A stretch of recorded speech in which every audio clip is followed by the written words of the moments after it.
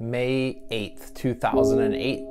I remember the day very clearly. I had just finished a semester of grad school. I was heading out to Utah for the summer, was stopping in Colorado for the day to spend some time with a friend and to do some mountain climbing. So he and I had done the same thing the year before. We had gone to a specific trail west of Boulder, and we were just going to do some hiking. So we get out there. The snow pack was a little bit deeper than it had been the year before. It's still spring, right? May. And so we decided just to kind of get out where we were stopped and go for a hike. I grabbed a rock, it came loose, started tumbling down the side of the mountain, came to a stop, face up. I was in a lot of pain. When it was all said and done, I had fallen about 150 feet down the side of the mountain and had broken bones all over the place. Couldn't move.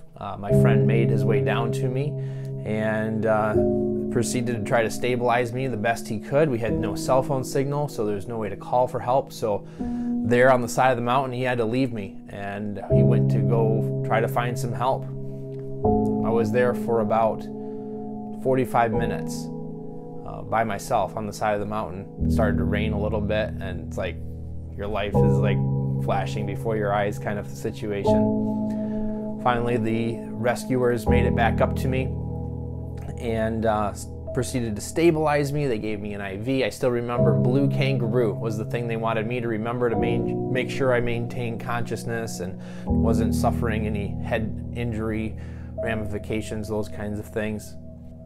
While some of the rescue team was getting me stabilized and making sure I was okay, others went above us. They attached some ropes into the rocks and proceeded to get things ready to basically extract me off the mountain. They put me in this gurney thing where they would set me in, they sucked the air out of it and it wrapped itself around me to keep me stable as they were rescuing me and getting me down off the mountain. They lowered me over the edge of a 30-foot cliff that I had landed right on the edge of. And once they got me down there, they were able to grab me and carry me down the rest of the hill to where they could get me loaded into an ambulance. That ambulance drove me about a mile, which was the closest place they could get a helicopter, and they airlifted me there out of the mountains into Denver, where they took me into the emergency room and started assessing my injuries. I had broken both my ankles, shattered both my ankles, broken my knee, torn my medial collateral ligament, broke my clavicle in my right shoulder, tore my rotator cuff, dislocated and broke my left elbow. The lowest point for me physically during that whole time was in August of that year. So the accident was in May, August that year. I could barely lift my leg off the hospital bed. I was non-weight bearing on all 4 appendages, so I couldn't even move myself in bed. Taking myself to the bathroom was a non-starter.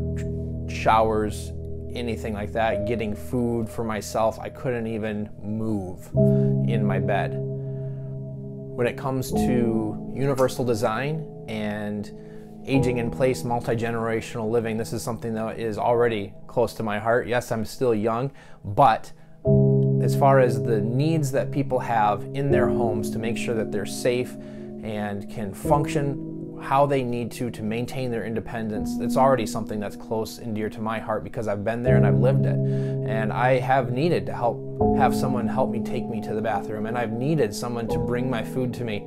Kind of a funny story about the food situation.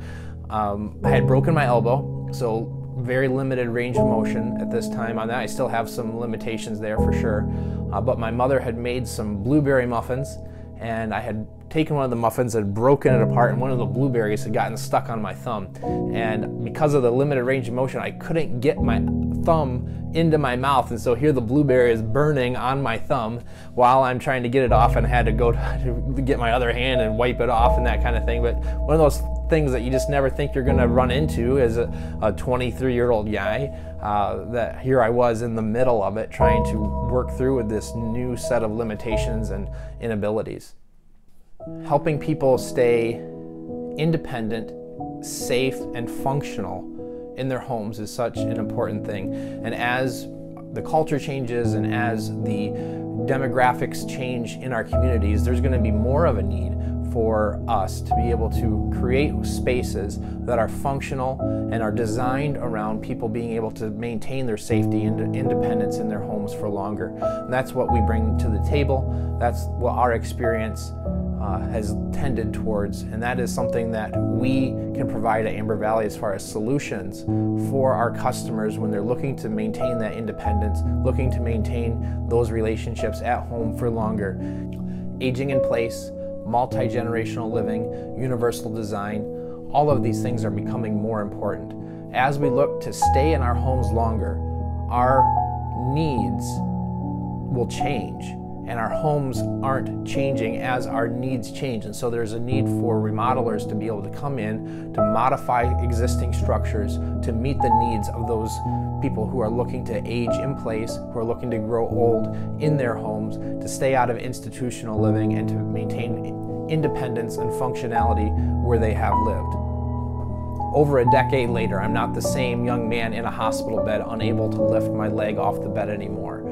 I'm running a business. We're a growing company here in the West Michigan area, and I can get out there and I can function, I can work, I can hustle, almost like it never happened. But I know that the struggles that I had back then after my accident are going to be a growing part of my future. As I age, I already have knee issues. I already have arthritis in my feet because of the repercussions of the accident. I already have limited range of motion on multiple of appendages.